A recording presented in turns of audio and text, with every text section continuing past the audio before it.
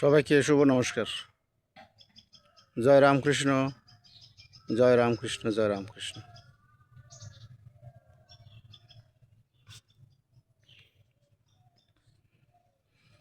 আজকে আপনাদেরকে নিয়ে আসছি ঐতিহ্যবাহী একটা বাড়ি, যে বাড়ি সবার সুপরিচিত, সবার জানা। চট্টগ্রাম জেলার দক্ষিণাঞ্চল আনোয়ারা উপজেলা। এই আনোয়ারা উপজেলায় পূর্ব তুলাতলি নামক একটা গ্রাম। এই গ্রামের মধ্যে শায়িত আছেন শ্রী শ্রী কালীসিদ্ধা কামনিবালা মাইয়ার সমাধিপীঠে। আজকে আমরা আপনাদেরকে এখানে নিয়ে আসছি মাইয়ের সমাধিপীঠ এবং মাইয়ের মা কালীসিদ্ধা কামনিবালা যে মায়ের বিগ্রহ সাধন করে সিদ্ধি লাভ করছেন, সেখানে নিয়ে আসছি। তাই চলুন দেখা যাক মায়ের কৃপা কোন দিকে হয়। এখন আমরা ওনার বসত বাড়ি, যে বাড়িতে মায়ের অনেক অনেক অলৌকিক লীলা কর্মকাণ্ড ছিল, সে বাড়িতে যাব। সে বাড়ির ভিতরে মায়ের মন্দির আছে, সমাধিপীঠ আছে, মায়ের বিগ্রহ আছে।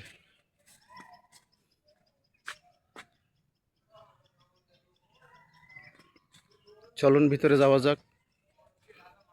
এ কালীসিদ্ধা কামনিবালা দেবী, উনি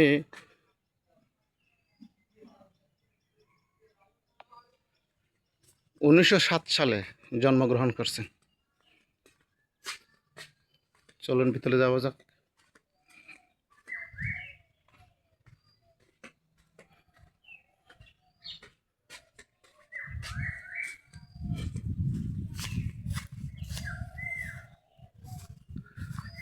এ হচ্ছে মায়ের সেবা মন্দির।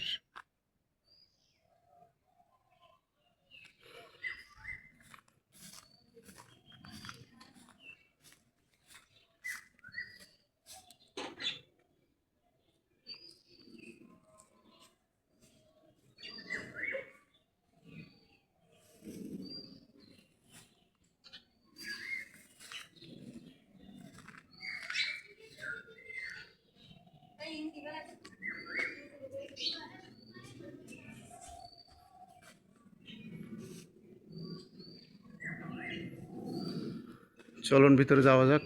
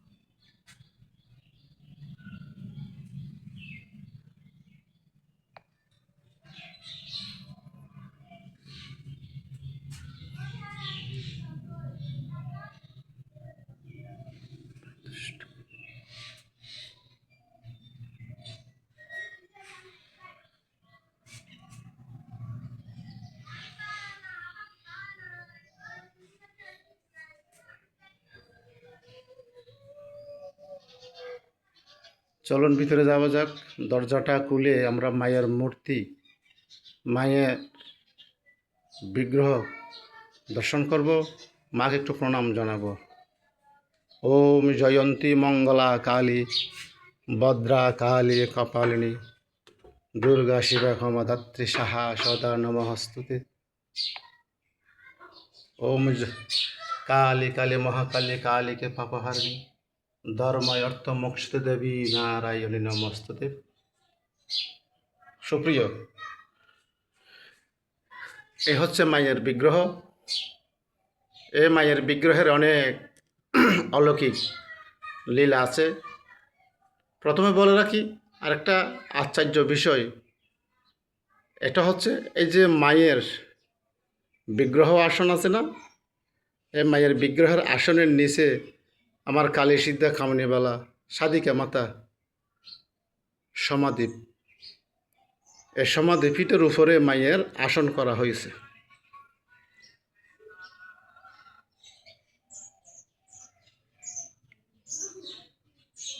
এই কালীসিদ্ধা কামিনী বালা দেবীর অনেক অলৌকিক ওনার কর্মকাণ্ড আছে, কয়েকটা আপনাদের সামনে তুলে ধরব। যেমন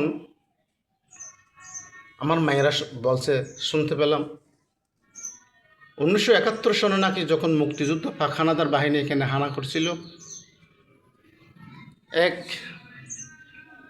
রাজাকার এসে, তখন মায়ের মূর্তিটা বিগ্রহ ছিল মাটির, এই মায়ের বিগ্রহের মায়ের তাজটা ছিল স্বর্ণের। যখন একজন রাজাকার মায়ের মাথার তাজটা ভেঙে নিয়ে যাচ্ছে, কুলে নিয়ে যাচ্ছে, সাথে সাথে মায়ের কি লীলা, দুষ্কৃতিকারীকে দমন করার জন্য, শাস্তি দেওয়ার জন্য যেমন যুগে যুগে অবতীর্ণ হয়, সেরকম মায়ের একটা লীলা। যে রাজাকার মায়ের তাজটা ধরেছিল, সে মায়ের অলৌকিক ক্ষমতা, মা যেমন অসুর নিধন করছেন, তার প্রতিস্থাপন ওই সময় হয়েছে। সাথে সাথে ওই রাজাকারের 4টা আঙ্গুল কেটে পড়েছিল, রক্তাক্ত অবস্থায় সবাই পালিয়ে যায়। এর পাশে আছে কামিনীমালা মায়ের শয্যা, কোন কারণ, বিদ্যুতের কারণে একটু অন্ধকার, তাই শুধু ভক্ত সরজনী মূল্যে সুপ্রিয় সনাতনী।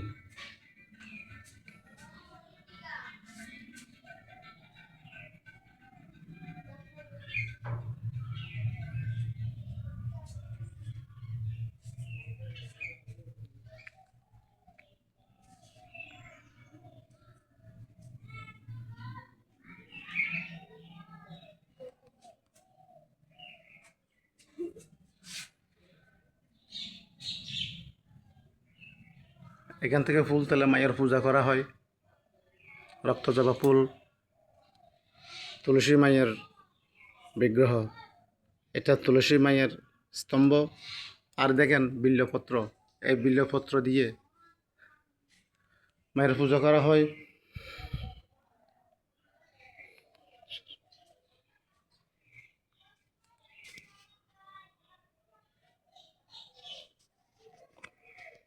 এই মায়ের সমাধি মন্দিরে, এই বাড়িতে প্রতি বৎসর ধারাবাহিক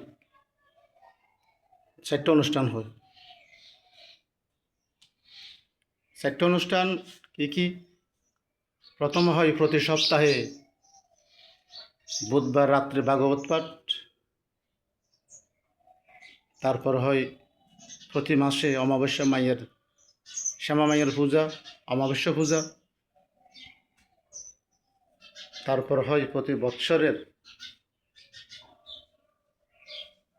যে জন্মাষ্টমী তিথিতে আমার ভগবান শ্রীকৃষ্ণ জন্ম নিয়েছেন, ওই জন্মাষ্টমী তিথিতে এই সাদিকা মাতা কালীসিদ্ধা কামিনীমালা দেবী ওই দিনে, ওই তিথিতে পৃথিবীতে আবির্ভূত হয়েছেন। আবার ওই দিনেই, ওই তারিখে আমার কালীসিদ্ধা কামিনীমালা দেবী সাদিকা মাতা জগতের মায়া মমতা ত্যাগ করে অনেক ভক্ত শুভাকাঙ্ক্ষী আত্মীয় স্বজনকে সুখের সাগরে ভাসিয়ে পরপারে দেশ না ফেরার দেশে চলে গিয়েছেন। এই জন্মাষ্টমী তিথিতে মায়ের বাৎসরিক শ্রাদ্ধ হয়, এরপরে হয় প্রতি বৎসর দীপান্বিতা শ্যামাবলী শ্যামা পূজা অনুষ্ঠিত হয়। অনেক ভক্ত সমাগম হয়, অনেক ভক্ত এখানে মানস দেওয়ার জন্য আসে, যার যার মনোবাসনা পূর্ণ হয়ে করে এখানে মায়ের সামনে পূজা অর্পণ করে, পূজা অর্চনা হয়। মায়ের এখানে অনেক অনেক লীলা আছে। একটা লীলা আমি মায়ের একটা অলৌকিক ক্ষমতা আপনাদের সামনে তুলে ধরব।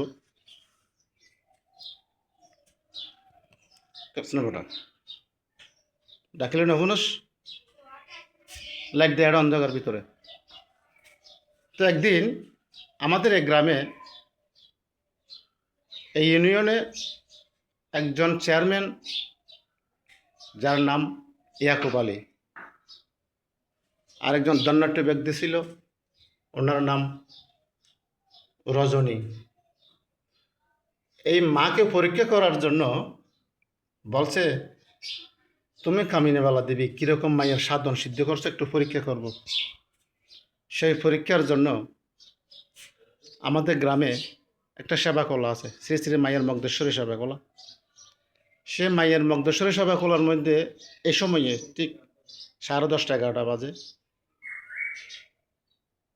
ইয়াকুব আলী চেয়ারম্যান ওনার পাঞ্জাবিতে এক পকেটে নিয়ে আসছে কিছু মাটির কলসির ভাঙা, আর পকেটে নিয়ে আসছে কিছু টাকা। রাস্তার ধারে দাঁড়িয়ে আছে। ওই সেবাকলার মধ্যে আমার মাতা কামিনীবালা দেবী পূজায় মগ্ন। তখন রাস্তার মধ্যে দাঁড়িয়ে জিজ্ঞেস করতেছে, এই কামিনীবালা দেবী, তুমি মায়ের কীরকম সেবা করো, মায়ের কি পেয়েছো, আমরা তোমাকে পরীক্ষা করব।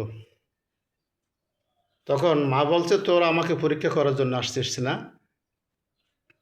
ঠিক আছে পরীক্ষা কর। এরা ওদিকে রাস্তার মধ্যে দাঁড়িয়ে আছে, কিন্তু আমার মা কামিনীবালা দেবী কেউ দেখে নাই, অদৃশ্যভাবে এই সমাধিপীঠে এই মন্দিরে এসে আবার পুনরা মায়ের সেবা মায়ের পূজা করতেছে। শঙ্খ ঘণ্টা যখন আওয়াজ করলো, তখন ওদিকে এরা শুনতেছে, কিরে আমরা তো এই কামিনীবালাকে এ সেবা কলায় আটকে রাখছি, ওই বাড়িতে কিভাবে গিয়ে পূজা অর্চনা করে।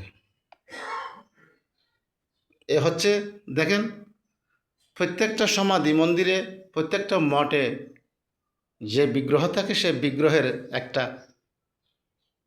সজ্জা থাকে।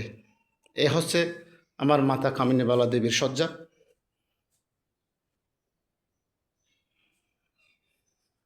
খুব সুন্দর দেখেন মায়ের বিগ্রহ। এটা ওনার নাতি অত প্রপৌত্ররা মায়ের কৃপায় মায়ের আশীর্বাদে অনেক উন্নত হয়েছে, অনেক কিছু লাভ করছে। সেজন্য এটা হচ্ছে প্রতিমাটা হচ্ছে পাষাণ মূর্তি, অর্থাৎ পাথরের মূর্তি বলা হয়। অনেক ভক্ত এখানে এসে যার যার মনোবাসনা বা যার যার মনস্কামনা মায়ের চরণে ব্যক্ত করে। মায়ের দৃষ্টিতে সবার মনোবাসনা পূর্ণ হয়, মনোবাসনা পূর্ণ হয়। মায়ের অনেক অনেক অলৌকিক কর্মকাণ্ড আছে।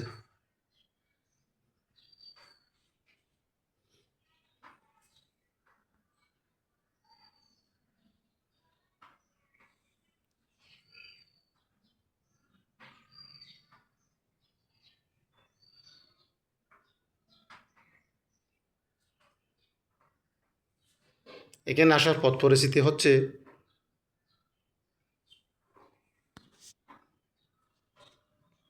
চট্টগ্রাম আনোয়ারা থানার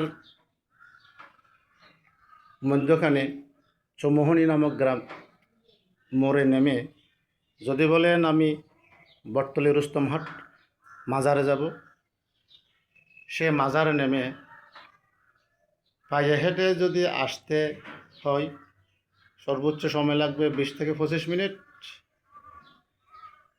আর যদি রিক্সা যোগ আসেন লাগবে 5 থেকে 7 মিনিট, ভাড়া নেবে 30 টাকা। বলতে হবে আমি তুলাতুলি কামিনী ফকিরের বাড়িতে যাব, সবাই নিয়ে আসবে। অনেক ঐতিহ্যবাহী, অনেক সুপরিচিত। আমাদের চট্টগ্রাম জেলার মধ্যে পটিয়া, আনোয়ারা, বাঁশখালী, চন্দনাইশ অনেক অনেক জায়গায় মাইয়ার পরিচিতি আছে, অনেক মাইয়ার ভক্ত আছে, আনাচে কানাচে। আমরা মাঝে মধ্যে যখন প্রোগ্রামে যাই তখন জিজ্ঞেস করে, দাদা আপনার বাড়ি কোথায়? বলি আমরা আমাদের বাড়ি আনোয়ারা তুলাতুলি। ও আচ্ছা, ওখানে একদম কালীসিদ্ধা কামিনীবালা ছিল, আপনি কি তাদের পাশে? এরকম অনেক ভক্ত আমাদেরকে পরিচয় দেয়।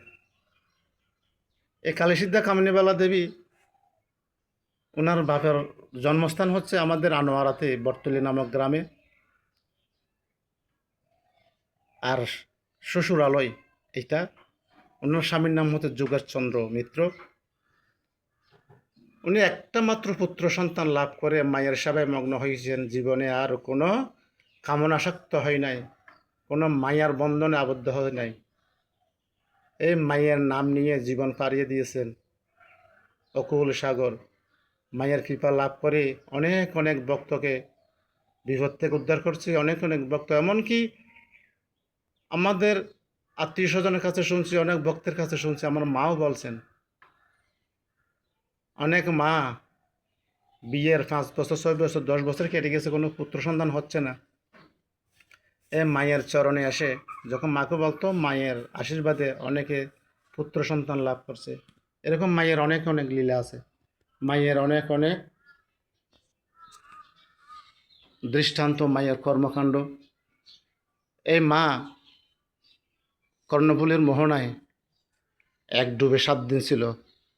ডুব থেকে উঠে মায়ের, এই শ্যামা মায়ের যে বিগ্রহ আছে, তখন ছিল 1935 সালে ঘটনাটা হচ্ছে। উনি ওই ডুব থেকে ওঠার সময় মায়ের ফা পাইছিল 2টা, ও ফা থেকে বিগ্রহ স্থাপন করছে। যেদিন প্রথম পূজা হয়, যেদিন মায়ের প্রথম গড় স্থাপন হয়, সে প্রথম গড় স্থাপনের সময় যে পূজা হয়েছিল, এ পূজার মধ্যে একমাত্র পুত্র সন্তান মাতা কামিনীবালা দেবীর, যার নাম সুধীর চন্দ্র মিত্র, ওনার বুক থেকে, বক্ষস্থল থেকে 3 ফোঁটার রক্ত মায়ের চরণে দিয়ে প্রথম প্রতিমা স্থাপন করছে। এটা অনেক দৃষ্টান্ত। তাই শুধু ভক্ত সর্জন মণ্ডলী, প্রতি বৎসর যখন কার্তিক মাস শ্যামা পূজা হয়, দীপান্বিতা পূজা হয়, সবাইকে আসার জন্য বিনীত আমন্ত্রণ, বিনীত অনুরোধ, মায়ের কৃপা লাভ করুন, মায়ের চরণ দর্শন করুন। তাই ওম জয়ন্তী মঙ্গলা কালী ভদ্রাকালী কপালিনী দুর্গা শিবা ক্ষমা ধাত্রী সাহা সদা নমস্তুতে। ওম নম শিবায় শান্তায় কারণত্র হেতবে নম নিবেদয়ম সৎমনং পঙ্গতি পরমেশ্বর। জয় রামকৃষ্ণ, জয় রামকৃষ্ণ, জয় রামকৃষ্ণ, জয় রামকৃষ্ণ।